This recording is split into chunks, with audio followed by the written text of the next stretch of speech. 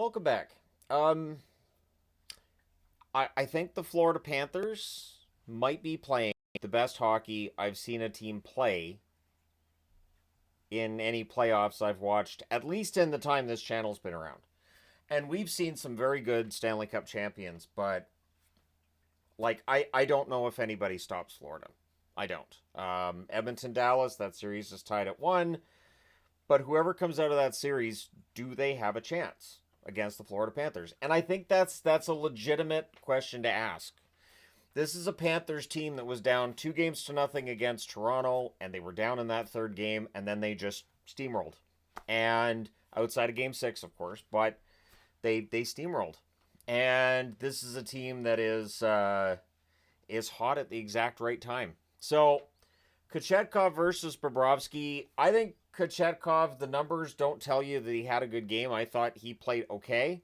Not that every single goal was fantastic, but I thought he played all right. At any rate, there's a near miss for Seth Jones on a net drive. The Panthers had the early jump in this one. Ekblad clears a puck that got through Bobrovsky, so that made sure that you weren't worried about Carolina scoring on a rebound there. Good forechecking by Carolina, and I thought that was noteworthy, plus the fact that the shots are 3-1 Carolina 3.5 minutes in. So Carolina gets off to a decent start in this one. Bennett has a backhand that's kicked aside, puck's cleared. The Panthers press at 4.5 minutes. Orlov has a one-timer that's blocked as the Canes get some pressure. Verhaeghe can't bury one in close. The Canes clear it. Kochetkov takes a penalty, so that puts Florida on the power play, of course. Early clear, power play then goes offside. The Panthers cycle. Kachuk's denied. Puck's cleared out. Power play's killed off. 2 shots on net on that power play for the Florida Panthers. Morrow has a shot that's blocked as the Canes press. The shots are 5-4 for Florida with 8.5 minutes left. And at 12:07, Mikkola puts one in off Orlov's skate on a turnover play. Rodriguez and Barkov with the assists. So Florida forcing some turnovers in this, and it leads to the first goal of the game. Mikkola, I believe that was his first of the playoffs at that stage. Jankowski has a net drive that's blocked. Tkachuk has a tip shot that's held. The Canes press with 3.5 minutes left. Nikishin has a wrister that deflects out. I don't understand why Nikishin hasn't played this whole series. I thought he had a really good game tonight. I've seen some Canes fans questioning Rod Brindamore's decisions. I normally would stand here and say, Brindamore, excellent coach. I have no question of his decisions. But Nikishin, it does feel like, should have been in other games. I don't know that it makes much of a difference. I don't know if you're just rearranging the deck chairs on the Titanic. But at any rate, with 3:01 left, Luostarinen sends Jackson Blake head first into the boards. It was a scary play. It's a 5-minute penalty. They reviewed it to confirm that it's 5 minutes. So Luostarinen was done for the night. Not that it ends up making much of a difference, to be honest. So there's an early clear. Gostisbehere is a tip shot, or a shot that's tipped wide. Puck's cleared out. The Canes didn't generate very much. The Panthers block out the net. So even though there was 3:01 left in the period when that power play, that major power play for Carolina gets going, yeah, we get some pushing at the horn. Panthers don't allow very much, and they're up 1-0 after 1. Second period, an early shorthanded jump for Florida. In fact, it kind of left me a little bit confused where I said out loud, doesn't Carolina have the power play here? There's a shorthanded 2-on-1 that's broken up by Kochetkov. Then a net feed to Kokoniemi deflects out. We end up with 8 seconds of 4-on-4. So towards the end of that 5-minute major, Carolina takes a penalty. Nothing happening on that 5-minute major. No momentum for Carolina. The Canes then prevent an early setup. There's a shorthanded Martinook chance that's tipped aside. There's a late cycle. Schmidt has a shot that saved. Power play's killed off. 2 shots on net on that power play. The shots 5.5 minutes in are 3-0 Florida. So Carolina didn't generate a shot during that 1 minute and 52 seconds of power play time they had to start the second period. Just Florida shutting everything down. The Canes press at 6 minutes. Panthers block. Tkachuk has a backhander that's gloved aside. Verhaeghe fires one wide on a rush. Then there's a post for Stankoven. Panthers rush the other way. There's a rush chance for Tkachuk that's held. We get some pushing. Forsling has a rush chance that's held. And I thought both goaltenders at this point in the game, pretty good at controlling the rebounds. This was a goalie battle. Then there's a delay game call, gives the Canes a power play. There's an early clear. Gostisbehere has a screenshot that's held. And then at 14:51, Stankoven deposits a rebound from in close to tie the game at 1. The assist to Burns and Kokanyemi. The Panthers press to respond. Forsling's denied. A hit on Schmidt draws a crowd. The fans wanted a call. It did not happen there.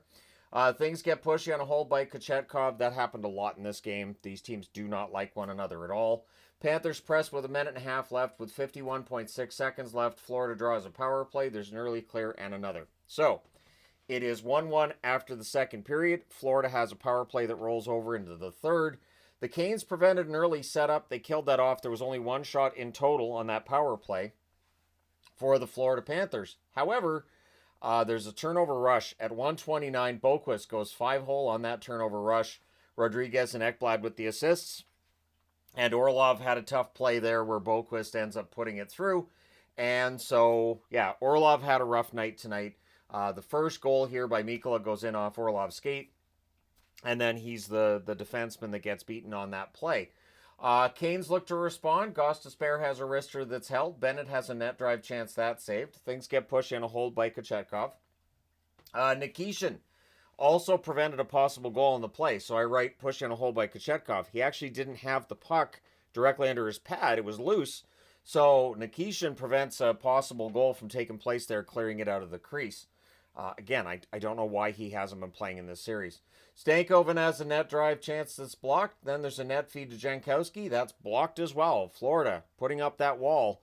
It's not just Bobrovsky. That wall is every Florida defensive player. Then there was a post for Robinson as well. So very nearly tied it at 2, but not long after. At 6:25, on a rush, Mikkola wires one far corner. The assist to Bennett and Tkachuk. So that makes it 3-1. And now, this is where that snowball starts rolling, doesn't it? 30 seconds later, Barkov buries one in close on a turnover opportunity. Matthew Tkachuk with the assist. 4-1 Florida. Florida's making this look easy. And the debate over, well, maybe this team could, well, you know, if Toronto could have, no. Nobody's stopping Florida. This just feels like it's destiny. It's meant to be, all that fun stuff, whatever terminology you want to use.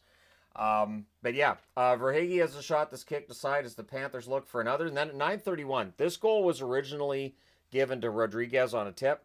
It has been changed to Barkov. I don't know if it'll change back to Rodriguez. It doesn't really matter. Barkov gets this one at 9:31. So that's the second goal of the third period for Barkov. And that's 4 third-period goals for Florida. However, the fans start chanting, "We want the cup." That is an acceptable chant at this point in time in the playoffs. Absolutely. And then at 10:37, on a 2-on-1 rush, Marchand wires one to make it 6-1. The assists to Lundell and Boquist. So Boquist with a goal and an assist tonight. So Reinhart being out, like I said, it's not going to matter. You could take Barkov out of this lineup right now. I don't think it would hurt Florida.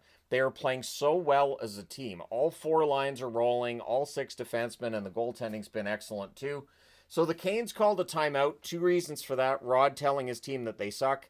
And I think they were also checking to see if there might have been an offside play. And there's no offside play, so they don't challenge it, but still let the team know to wake up. Canes press was 7, or not yet. Things get all punchy with 9:10 left. The Canes get a power play. They score 11 seconds into it to get the No Mercy magnet off the board. I had the No Mercy magnet on the board already. And Jarvis puts this one in. It's a backhand from in close. Stankoven and Aho with the assists at 11 minutes. So it's 6-2. But with Florida scoring 5 goals in the third period, that is the first time in Florida Panthers history they've scored 5 goals in a period of playoff hockey. At the very least, I know the third. It might be their first time altogether, but definitely third period, first time they've scored 5 goals. Panthers look to respond. The Canes press with 7 minutes left. Svechnikov and Bennett, it's all huggy and punchy.